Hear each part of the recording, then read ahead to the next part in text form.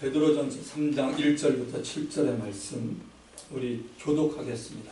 제가 한 절, 여러분이 한 절 읽습니다. 아내들아 이와 같이 자기 남편에게 순종하라. 이는 혹 말씀을 순종하지 않는 자라도 말로 말미암지 않고 그 안에 행실로 말미암아 구원을 받게 하려 함이니 너희의 두려워하며 정결한 행실을 봅니다. 너희의 단장한 머리를 꾸미고 금을 차고 아름다운 옷을 입는 외모로 하지 말고 오직 마음에 숨은 사람을 온유하고 안전한 심령에 썩지 아니할 것으로 하라. 이는 하나님 앞에 값진 것이니라. 전에 하나님께 소망을 두었던 거룩한 부녀들도 이와 같이 자기 남편에게 순종함으로 자기를 단장하였나니 사라가 아브라함을 주라 칭하여 순종한 것 같이 너희는 선을 행하고 아무 두려운 일에도 놀라지 아니하며 그의 딸이 된 것이니라. 남편들아 이와 같이 지식을 따라 너희 아내와 동거하고 그를 더 연약한 그릇이요 또 생명의 은혜를 함께 이어가줄 자로 알아 귀히 여기라. 이는 너희 기도가 막히지 아니하게 하려 함이라. 네. 해마다 감사주일에는 감사에 관한 말씀을 찾아서 설교를 해왔습니다. 제가 미국에서 사역할 때도 마찬가지고 반석교에서 사역할 때도 마찬가지입니다. 그런 부분을 찾아서 꼭 감사에 관한 메시지를 전해왔습니다. 그러나 금년에는 베드로전서 강해 설교를 계속 이어서 가려고 합니다. 그래도 여러분 가운데는 혹시 좀 섭섭한 분이 있을 것 같아서 감사에 관한 얘기는 한 5분 정도만 제가 하겠습니다. 어떤 사람이 행복하냐면 여러분, 걸을 수만 있다면 더 큰 복은 바라지 않겠습니다. 누군가는 지금 이렇게 기도하고 있습니다.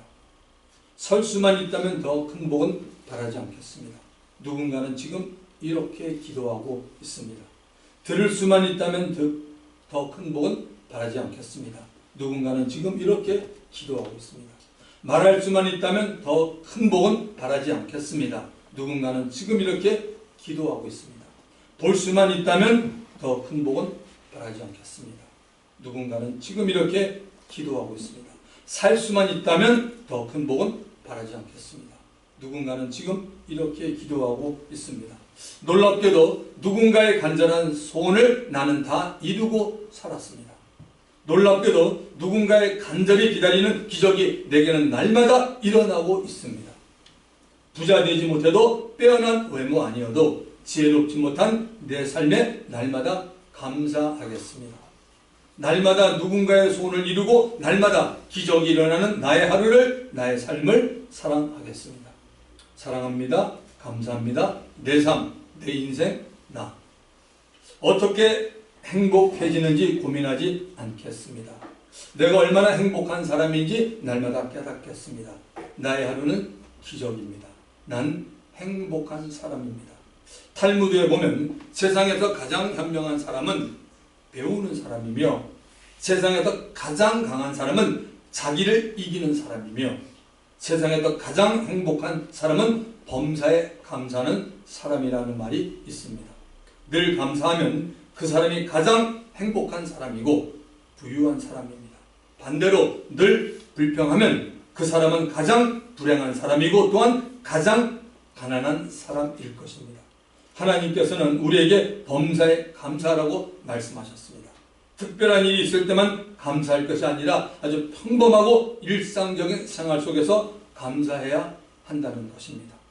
불행한 물질이 적어서가 아니라 감사가 적어서 불쌍한 것입니다.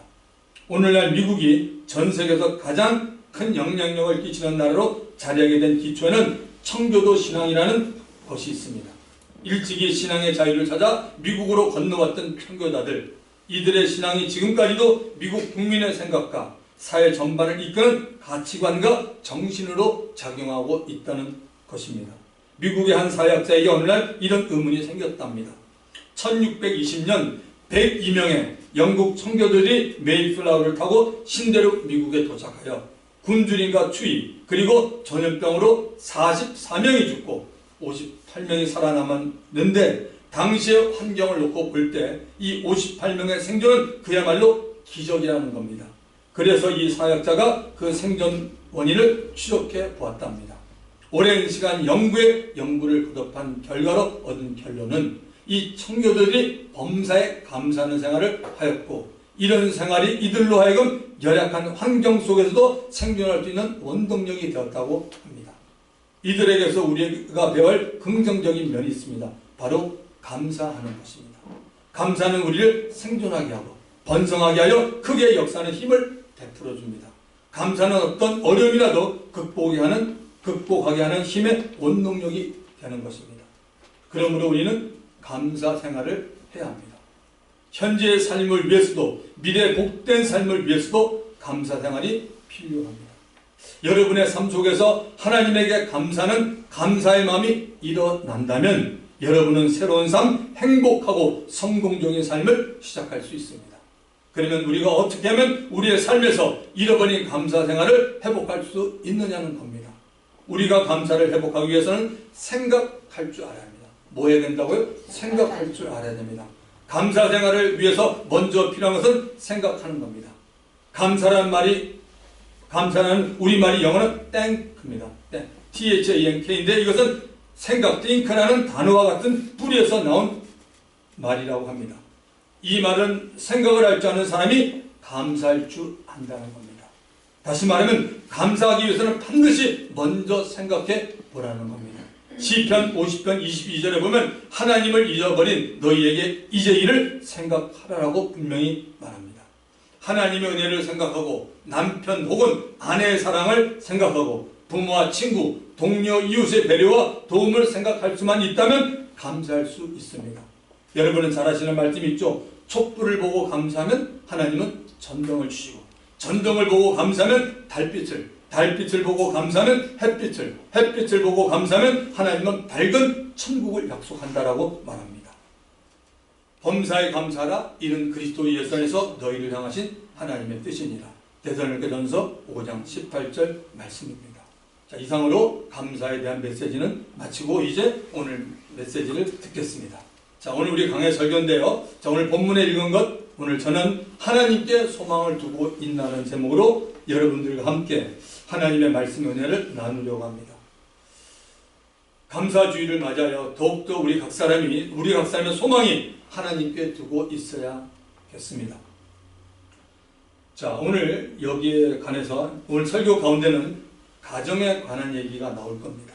그리고 제가 이 원고를 준비하면서 생각을 했는데 오늘 남자분들이 많이 나와야 될 텐데 생각했는데 그래도 오늘 남자분들이 좀 나온 편이에요. 더 많았으면 더 좋겠는데, 왜냐하면 남자들이 들어야 될 설교가 많이 있습니다. 또한 아내들, 여자분들이 들어야 할 설교도 있습니다. 그래서 혹시 오늘 이 설교 부분에 나는 아니지 않나 이렇게 생각하는 분들이 있다면 우리 청년들 같은 경우는 아직 결혼하지 않은 청년들 같은 경우는 예비 차원으로 들으세요. 왜냐하면 여러분의 삶에 반드시 일어날 일입니다. 그렇기 때문에 예비의 차원으로 들으시면 좋을 것 같습니다.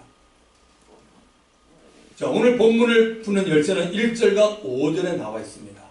1절에 아내들아 이와 같이, 5절에 거룩한 부녀들아 이와 같이, 더 정확히 말하면 이와 같이입니다.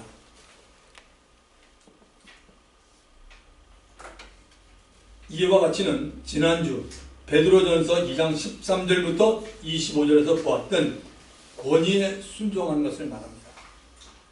우리가 살고 있는 나라의 모든 제도에 대해서 주를 위해서 순종하고 복종하라고 말합니다. 그 제도에는 하나님께서 부여하신 질서가 있기 때문입니다. 이 질서를 하나님은 권위라고 말합니다. 질서가 없으면 모든 것이 다 혼돈이 되고 어지럽고 부패해집니다. 그래서 모든 권위는 하나님께서 세우셨기에 하나님께로부터 온 것입니다. 과거 유다가 바벨론의 멸망을 당하기 직전이었습니다. 하나님께서 유다와 예루살렘에 대해 선지자 예레미야에게 환상을 통해 질서가 파괴됨을 보여주었습니다. 예레미야서 4장 23절부터 26절에 이런 내용이 있습니다. 보라, 내가 땅을 본즉 혼돈하고 공허하며 하늘에는 빛이 없으며 내가 산들을 본즉 다 진동하며 작은 산들도 요동하며 내가 본즉 사람이 없으며 공중의 새가 다 날아갔으며 내가 본즉 좋은 땅이 황무지가 되었으며 그 모든 성읍이 여호와의 앞 그의 맹렬한 진노 앞에 무너졌으니. 하나님께서 예레미야에게 몇 년 후에 생길 일을 미리 환상으로 보게 하시고 예언하게 하셨습니다. 질서가 무너진 유다와 예루살렘 성을 보니 혼돈이 되어 있었고 사람들이 다 포로로 잡혀가 도시에 사람이 없었습니다. 거기다가 기름진 가나안 땅이 황무지로 변했습니다. 이 모습은 하나님의 택함을 입은 백성이 하나님을 떠나 살면 삶의 질서가 깨지며 혼돈이 오고 하나님의 진노가 임함을 우리에게 말해주고 있습니다. 그러므로 우리 그리스도인들은 하나님이 세운 권위에 순종하고 복종하는 것을 배워야 합니다. 특히 권위를 행사하는 사람들 가운데는 까다로운 사람들도 있습니다. 그래도 하나님은 그 사람이 가진 권위에 복종하라고 말합니다. 권위를 하나님이 세웠기 때문입니다. 그래서 예수를 잘 믿으려면 내 생각과 방법을 빨리 버려야 합니다. 그렇게 하면 축복의 통로가 되는 순종을 온전히 할 수 있게 됩니다.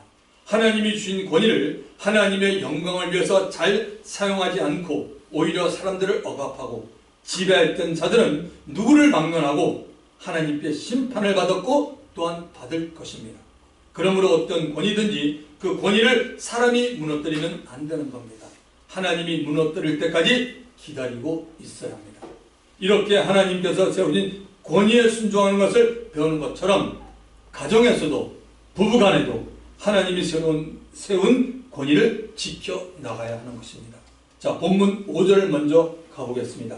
전에 하나님께 소망을 두었던 거룩한 부녀들도 이와 같이 자기 남편에게 순종함으로 자기를 단장하였나니, 과거에도 자기 남편에게 순종하였던 거룩한 여자들이 있었습니다. 그 이유는 하나님께 소망을 두었기 때문에 그들은 남편에게 순종합니다. 하나님께 소망을 두었다는 말은 삶의 모든 소망을 사람에게 두지 않았다는 겁니다. 자식에게 두지 않았고 부모에게 두지 않았고 남편에게 두지 않았다는 겁니다. 오직 하나님께 소망을 두는 것입니다. 주 안에 사랑하는 성도 여러분, 혈육은 당신의 영혼을 구원하지 못합니다. 혈육이 당신의 영혼을 구원한다고 자신하는 사람 손 한번 들어보실래요? 성경은 그렇게 말한 적이 없어요. 어떤 혈육도 당신의 영혼을 구원하지 못합니다. 성경은 우리 각 사람을 이 세상에 탄생하게 한 자는 부모가 아니고 하나님이라고 말하고 있습니다. 하나님께서 우리들을 창세전에 아시고 그리스도 안에서 택하셨습니다. 하나님께서 저와 여러분을 이 세상에 탄생하게 하실 때 우리들의 육신의 부모를 사용했다는 것입니다. 그래서 부모의 입장에서 자식을 키울 때 내 자식이라고 하기 이전에 하나님께서 내게 주신 자식이라고 생각을 분명하게 하셔야 합니다. 시편 127편 3절에 말합니다. 보라, 자식들은 뭐예요? 여호와의 기업이요. 성경 말씀이에요. 자식들은 여호와의 기업입니다. 그러므로 우리들은 자식을 키울 때 내 방법으로 키우면 안 되고 하나님의 방법대로 키우고 양육해야 합니다. 그러면 반드시 그 자식들은 예수 안에서 다 형통하게 됩니다. 하나님께서 복을 주시기 때문입니다. 하나님께 소망을 두었던 거룩한 여자들은 다 구원을 받은 자들입니다. 구원을 받고 영원한 생명을 얻었는데 하나님께 소망 두고 있는 것이 마땅한 일이지 않겠습니까? 자, 1절을 이제 가보겠습니다. 아내들아, 이와 같이 자기 남편에게 순종하라.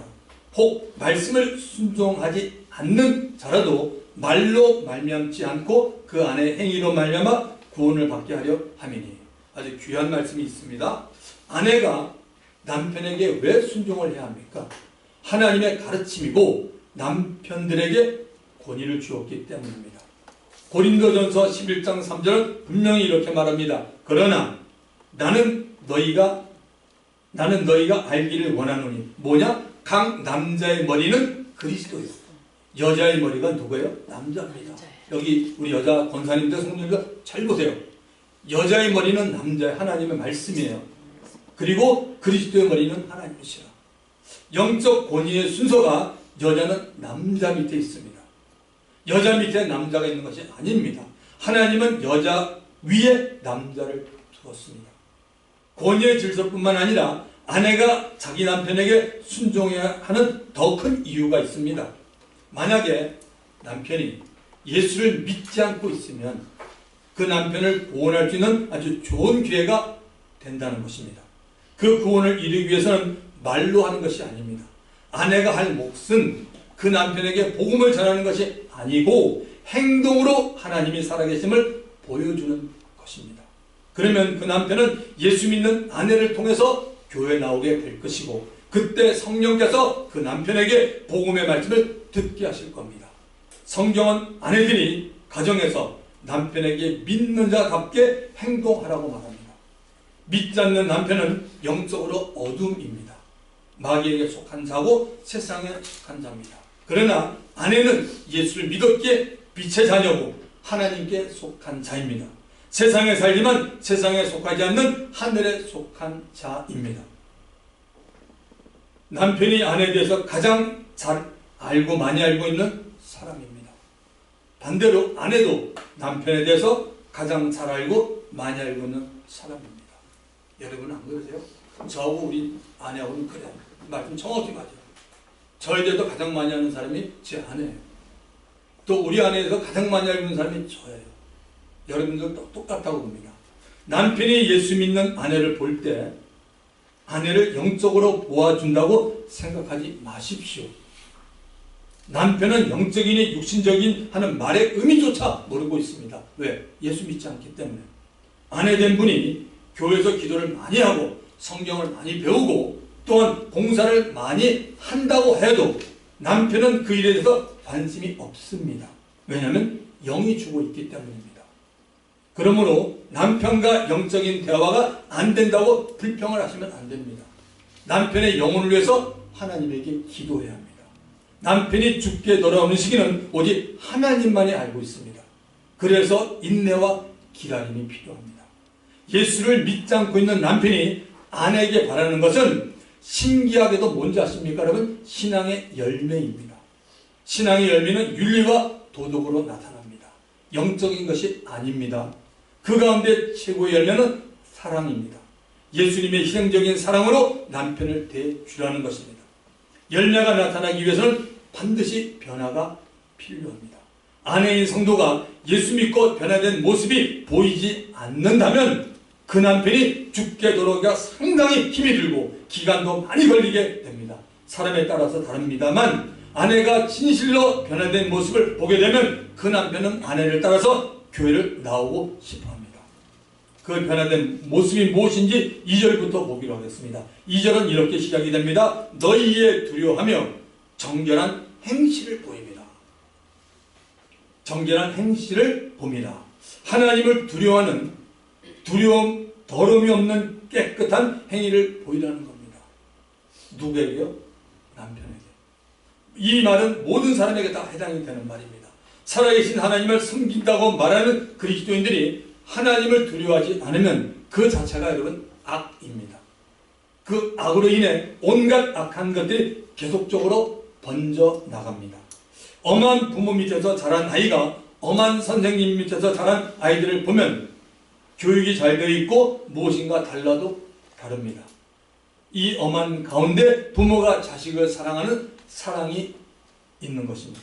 그러나 부모가 자식을 엄하게 키우지 못하게 되면 조금 지나면 부모가 그 아이를 통제하지 못하게 됩니다.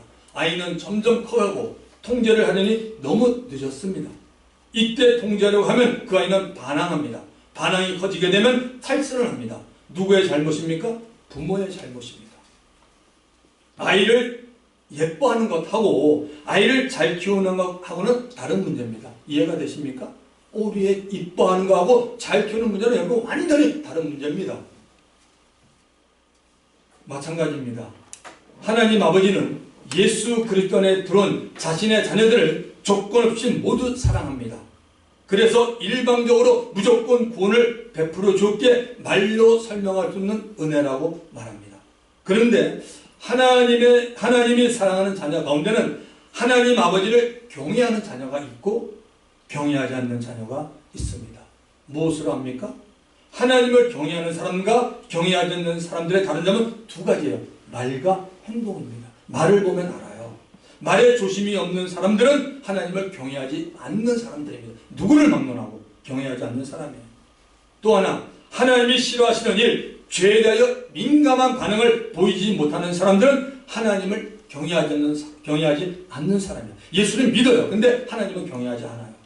자, 예레미야서 2장 19절 너무 귀한 말씀이니까 우리 권사님들과 암송하십시오. 내 악이 너를 징계했고 우리의 악이 우리를 징계했다고 말합니다. 징계했고 너의 반역이 너를 책망할 것이라. 그런즉 내 하나님 여호와를 버림과 네 속에 뭐요? 하나님 나를 경외함이 없는 것이 악이요 고통인 줄 알라. 누구의 말씀이라고? 주 만군의 여호와의 말씀입니다. 할렐루야. 아멘입니다. 여러분 답이 나와 있잖아요. 여기에 뭐라고 얘기하겠습니까? 다 정답이 있잖아요.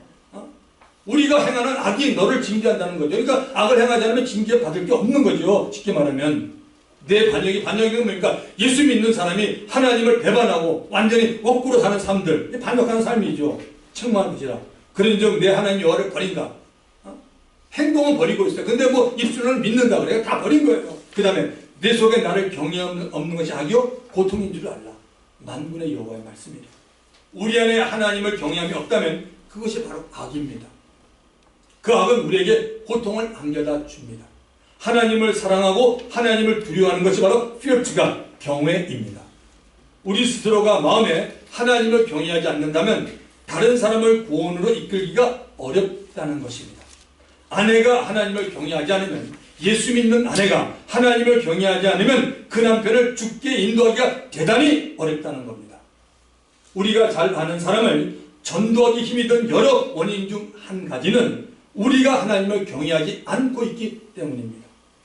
정결한 행실이 무엇인지 3절 이하에 나옵니다. 3절을 가보겠습니다. 너희의 단장은 머리를 꾸미고 금을 차고 아름다운 옷을 입는 외모로 하지 말고. 아내들이 예수 믿고 교회를 다니기 시작하면 믿지 않는 남편은 아내들의 외모에 관심을 보입니다. 믿지 않는 남편들은 아내들이 교회 가서 무엇을 하는지 모릅니다. 예배를 드리러 간다고 하면 그냥 예배를 드리러 가는 모양이지라고 생각합니다. 영이 주고 있는 사람은 영적인 일에 대해서 전혀 모릅니다. 모든 것을 다 육신적으로만 생각합니다. 세상의 눈으로 보기에 아내는 외형적으로 드러나는 외모의 남에게 보이게 하여 가꾸지 말라는 겁니다. 물론 2000년 전하고 지금은 옷을 입는 스타일이 아주 많이 달라졌습니다. 그럼에도 예수를 믿는 자는 달라진 스타일이나 유형에서도 믿는 자답게 외모를 갖추라는 겁니다. 두 가지만 기억을 합시다. 첫째는 복장을 깨끗하게 하고 나오셔야 됩니다. 누구요? 하나님 앞에 나올 때 여러분 어디서 예배드려도 마찬가지예요.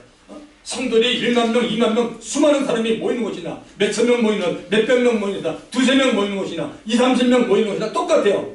복장을 깨끗하게 하고 나오셔야 돼요. 깨끗하게 나오셔야 돼요. 아무거나 입던 그냥 집에서 아무 것이나 입는 차림으로 나오지 말아야 됩니다. 청년이고 누가 똑같습니다. 두 번째는 남에게 보이기 위해 치장을 너무 심하게 하면 안 돼요. 가끔 보면 그런 사람들 있잖아요. 다른 형제 자매들이 볼 때 저렇게 입어도 되나 하는 정도는 입지 말아야 합니다. 자, 우리 4절을 가보시기 바랍니다. 오직 마음에 숨은 사람을 온유하고 안정한 심령에 썩지 않을 것으로 하라. 이는 하나님 앞에 값진 것이라. 우리 안에 있는 속사람, 진정한 나입니다. 나는 숨어있는 사람이에요. 영원히 주님과 함께 사는 속사람, 날로 새로워지는 영의 사람이 온유해져 가라고 말합니다. 성령님은 저와 여러분 우리 예수 믿는 우리 안에 계십니다. 성령님은 우리의 영과 교통하십니다. 성령님은 우리의 영과 교제하시고 우리의 영을 통해서 예수 그리스도를 증거하고 계십니다. 성령님은 비둘기처럼 성품이 온유하십니다. 그래서 우리의 영의 사람이 온유해지면, 즉 속사람이 온유해지면 성령님과 교통이 많이 이루어지게 됩니다. 하나님은 사람의 외모를 취하지 않기에 내면의 속사람이 온유해지고 강건해지기를 바라고 계십니다. 온유하신 성령님과 우리의 관계를 말한 곳이 있습니다. 에베소서 4장 29절부터 30절에 나와 있습니다. 에베소서 4장 29절 이렇게 말하네요. 무릇 더러운 말을 너 입 밖에도 내지 말고. 참 놀랍잖아요. 성경은 저와 여러분이 사람들이 더러운 말을 한다는 겁니다. 더러운 말은 너 입 밖에도 내지 말고 오직 덕을 세우는 대로 소용되는 대로 선한 말을 하여 뭐요? 말은 듣는 자가 있잖아요. 듣는 자에게 뭐요? 은혜를 끼치게 하라. 이게 성경의 가르침이에요. 크리스찬들이 듣는 자에게 은혜가 되게 말하는 겁니다. 여기에 보면 더러운 말을 입 밖으로 내지 말라는 강한 금지의 말을 하고 있습니다. 대신에 듣는 자들을 위해서 선한 말을 하라고 합니다. 더러운 말이 입에서 나오기 전에 어디 있었습니까? 이 말이 우리의 마음 안에 있었습니다.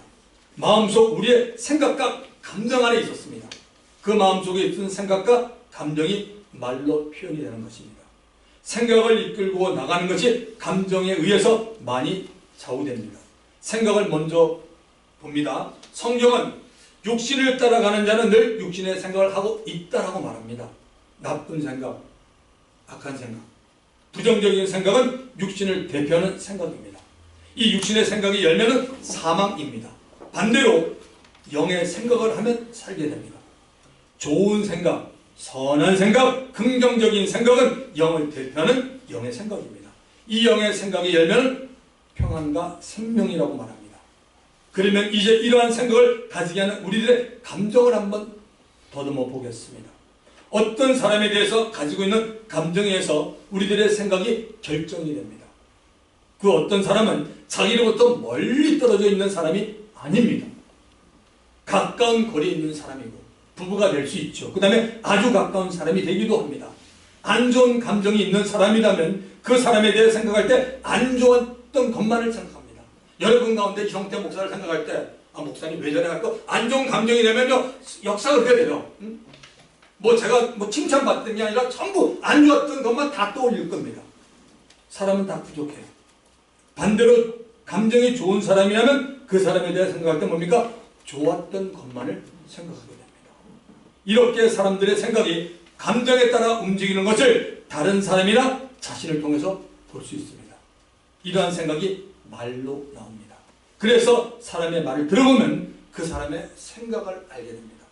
감정이 좋았을 때와 감정이 안 좋았을 때 그 사람의 말을 들어보면 그 사람이 얼마나 감정에 치우치고 있는 사람인지도 알게 됩니다.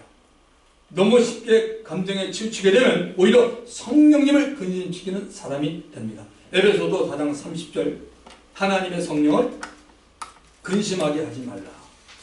하나님의 성령을 근심하게 하지 말라.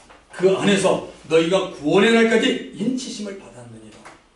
이렇게 감정에 너무 치우치는 육신의 사람이 되면 말 자체가 선한 말이 나오지 않습니다. 그렇게 되면 성령께서 예수 믿는 저와 여러분 우리 안에서 근심을 하십니다. 믿음의 사람도 이 감정을 다스릴 수 없습니다. 믿음이 있지만 이 감정을 다스릴 수 없다는 것입니다.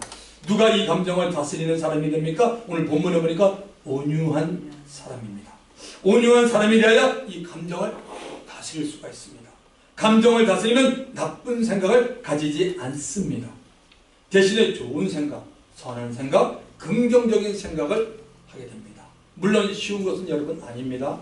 그래도 온유한 사람이 되어야 합니다. 자, 본문 5절과 6절을 가보겠습니다. 전에 하나님께 소망을 두었던 거룩한 부녀들도 이와 같이 자기 남편에게 순종함으로 자기를 단장하였나니 사라가 아브라함을 주라 칭하여 순종한 것 같이 너희가 선을 행하고 아무 두려운 일에도 놀라지 아니하면 그의 딸이 된 것이니라.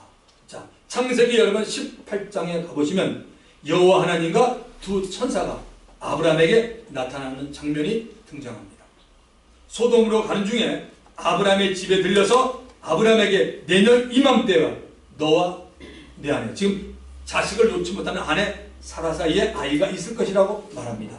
이 말을 숨어서 들은 사라가 이런 말을 합니다. 창세기 18장 12절 사라가 속으로 묻고 이르되 내가 노쇠하였고 내 주인도 늙었으니 주인이 누구죠? 아브라함도 늙었으니 내게 무슨 즐거움이 있으리요. 이게 어디 이 사라의 말이겠습니까? 우리의 마음도 이럴 때가 너무 많아요. 아브라함의 아내 사라가 남편 아브라함에 대해서 내 주인이라고 부르고 있습니다. 주인이라는 뜻 아내는 사라 자신은 아브라함의 종이라는 말입니다. 즉 남편 아브라함을 주인처럼 여기고 그 주인의 말에 복종해서 살았다는 겁니다. 사라는 후에 모든 믿는 자들의 믿음의 어머니가 되었습니다. 베드로는 지금 이 사실을 상기시키면서 그 당시 예수를 믿으면서 온갖 핍박받고 있는 아내들에게 격려를 하고 있습니다. 사라가 남편 아브라함에게 순종한 것처럼 자기의 남편에게 순종을 해야 합니다. 심지어 남편들이 믿는다고 위협하고 혹은 때리고 하는 모든 두려움 가운데도 놀라지 말라고 부탁을 하는 겁니다. 사라가 얼마나 남편 아브라함에게 순종을 잘했는지 찾아가 보겠습니다. 사라에 대한 얘기가 처음 등장한 것은 창세기 11장 후반부입니다.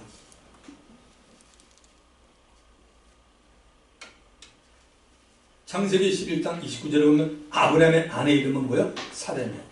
사레는 임신하지 못함으로 자식이 없었어라. 이렇게 소개되는 여자가 사레예요. 여러분이 어디다가 레즈미를 딱 냈는데 이력서 냈는데 제일 처음에 누구 이름 하면 이 사람은 누구의 아내입니다. 근데 이 사람은 지금 애를 못 낳습니다. 이게 레즈미가 됐다니까요. 아이를 못 낳는 어떤 여자가 있었는데 그 여자는 갈대아 사람 아브라함의 아내 사레입니다. 여자가 아이를 갖지 못하는 것이 당사자 본인에게는 얼마나 고통스러운 일이겠습니까? 성경에는 태문을 열고 닫는 분은 누구라고 말합니까? 하나님이라고 말합니다. 아브라함의 아내 사라는 하나님의 섭리와 뜻을 이루기 위해서 아이를 낳지 못하는 여자가 된 것입니다. 물론 사라 자신은 이 사실을 전혀 모르고 있었습니다. 아브라함과 사라의 나이 차이는 10년입니다. 그러니까 아브라함이 100세 때 사라는 90세, 아브라함 75세 때 사라는 65세였습니다. 어느 날 하나님이 아브라함을 불렀습니다.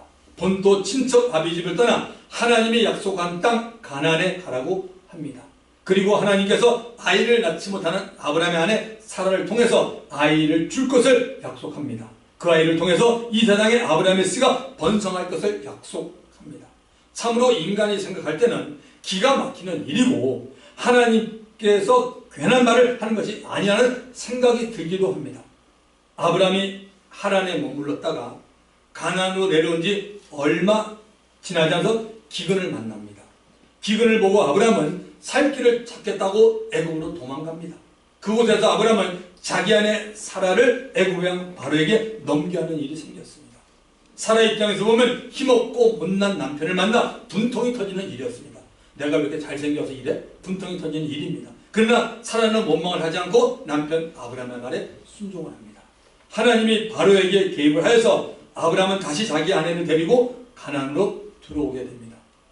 하나님께서 아브라함에게 자식을 주겠다는 약속을 하신 지 어느덧 10년이라는 세월이 흘렀습니다. 이때 사라가 답답한 나머지 남편에게 이렇게 말합니다.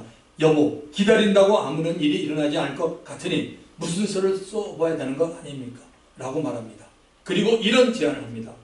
나는 원래부터 아이를 낳을 가망이 전혀 없는 사람이라는 것을 당신이 너무나 잘 알고 있지 않나요? 우리가 기다릴 만큼 기다렸는데도 하나님께서 아이를 주지 않으니 이렇게 할 바에 차라리 애굽에서 데려온 내 몸종 하갈을 통하여 당신의 아들을 낳으면 그 아들로 인해 하나님의 약속을 이루어드리는 것이 아닙니까? 라고 말합니다.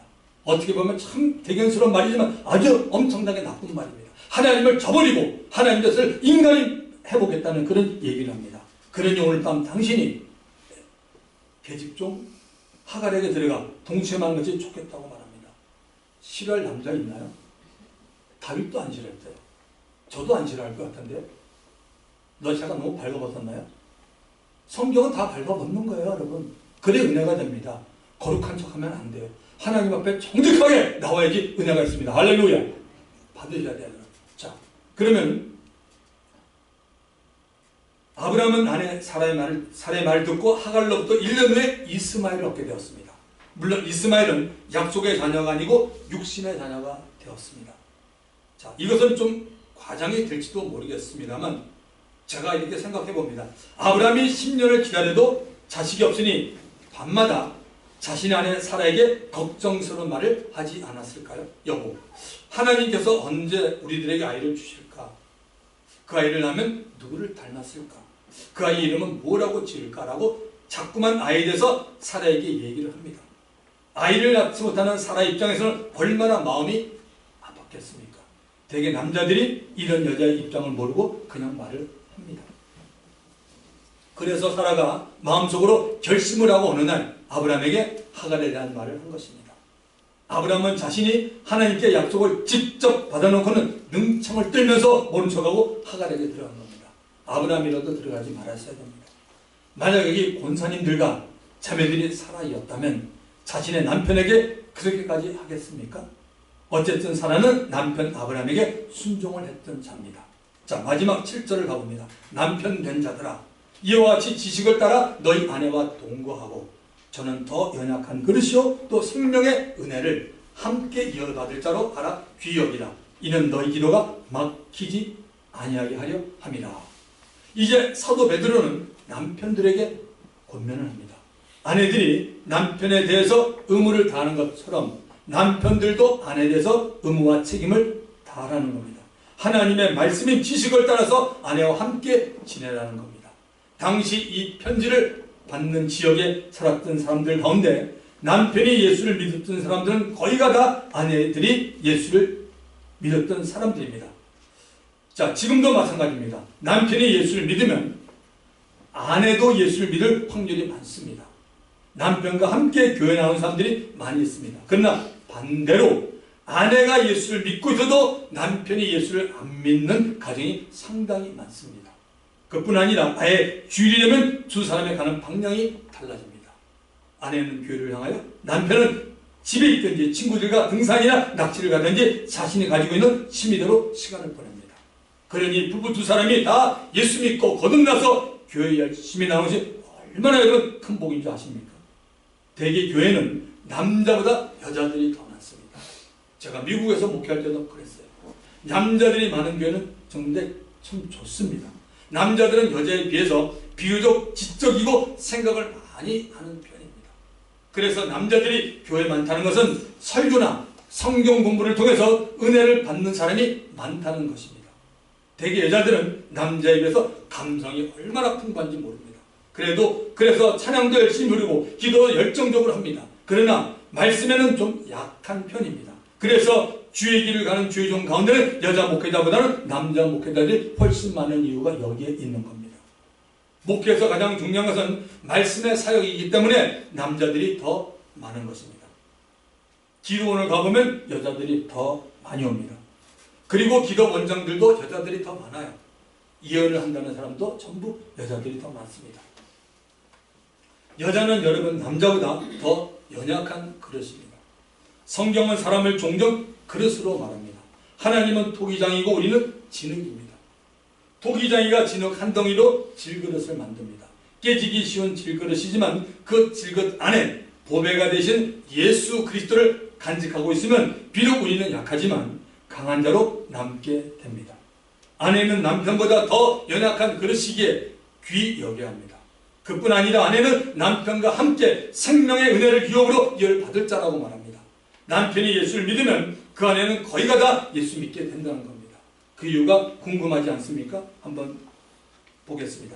창세기 2장은 인간 창조에 초점을 두고 하나님이 만드신 에덴 동산을 중심으로 인간의 문명이 시작되는 것을 말하고 있습니다.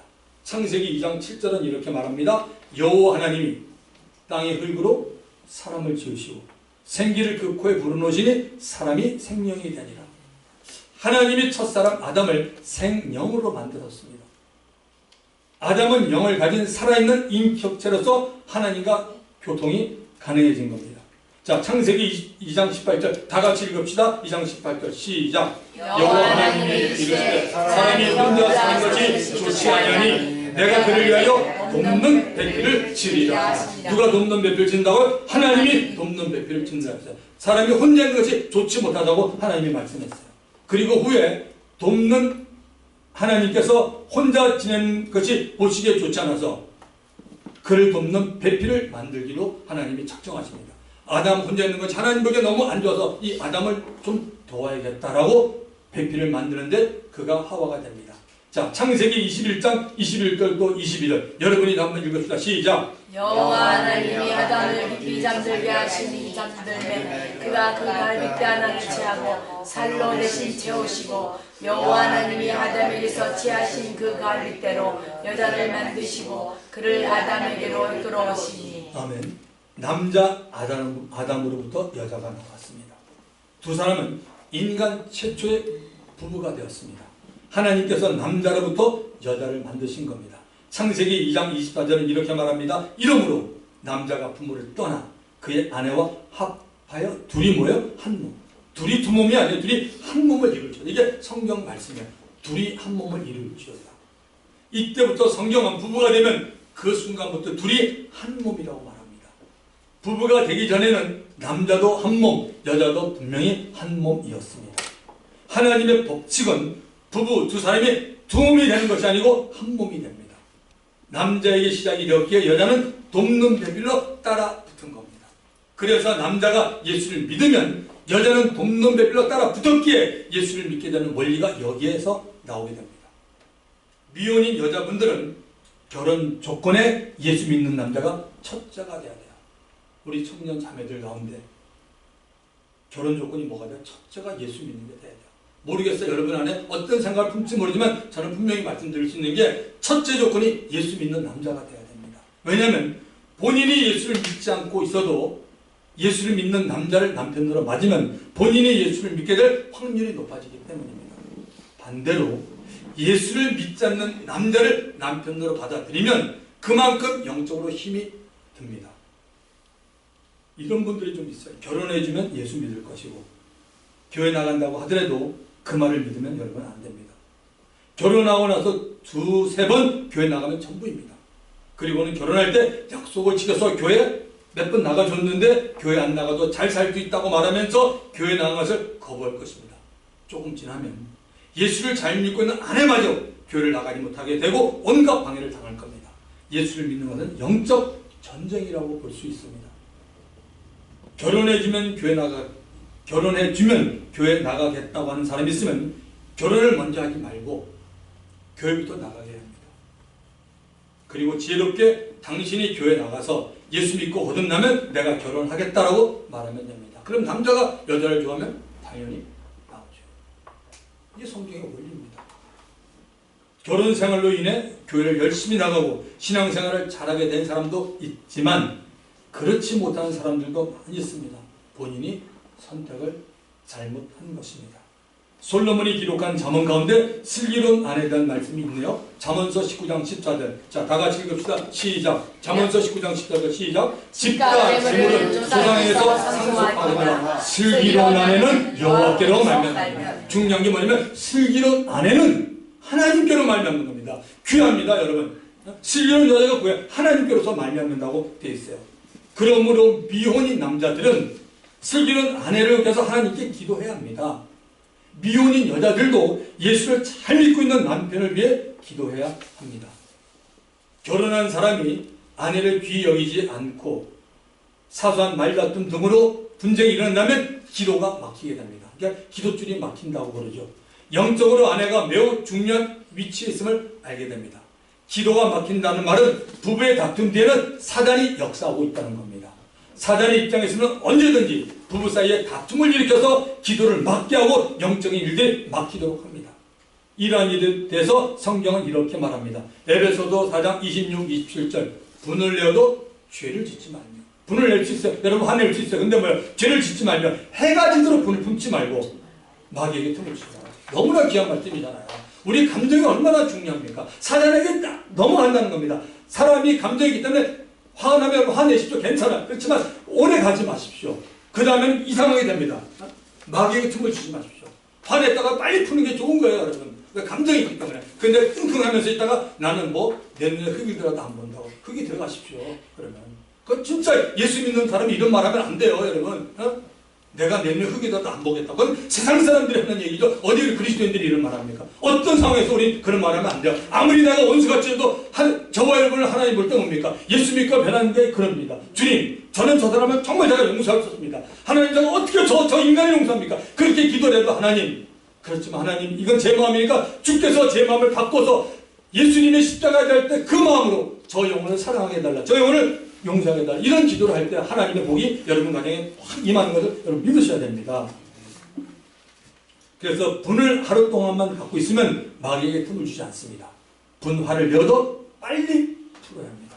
마태복음 18장에서 예수님은 기도에 관한 귀한 교훈을 우리에게 알려줍니다. 마태복음 18장 18절. 자, 이것도 우리 성도님들, 우리 권사님들 꼭 암송하세요. 진실로 너에게 이르노니, 예수님이 말씀하십니다. 너에게 이르노니 무엇이든지 너희가 땅에서 매면 하늘에서도 매일 것이요 무엇이든지 땅에서 풀면 하늘에서 풀리라. 여러분, 땅이 그만큼 중요한 거예요. 땅에서 매면 하늘에서도 매이고 땅에서 풀면 하늘에서 풀린다 그럽니다. 예수를 믿는 부부 사이에 싸움이 일어나 화가 나게 되는 것을 성경은 영적으로 보고 있습니다.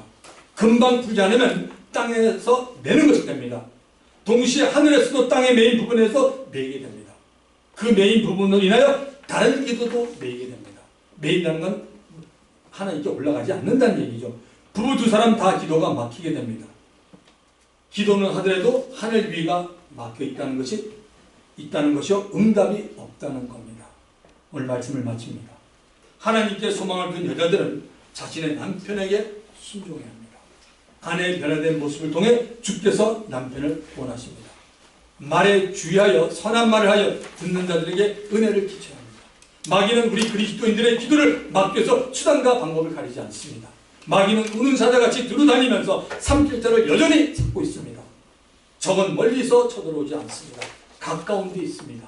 부부 사이를 마귀가 아주 잘 이용한 사실을 잊지 마시기 바랍니다. 교회에서는 성도 형제 이 안에서 얼마든지 마귀가 역사할 수 있습니다. 우리 모두 다 지혜로운 사람이 되셔서 오직 소망을 하나님께만 두는 복된 저와 여러분 되기를 주의 이름으로 축원드립니다. 이 시간 우리에게 준 말씀을 기억하면서 주님 한 번 부르고 통성하기도 합니다. 주님 아버지 하나님 감사합니다.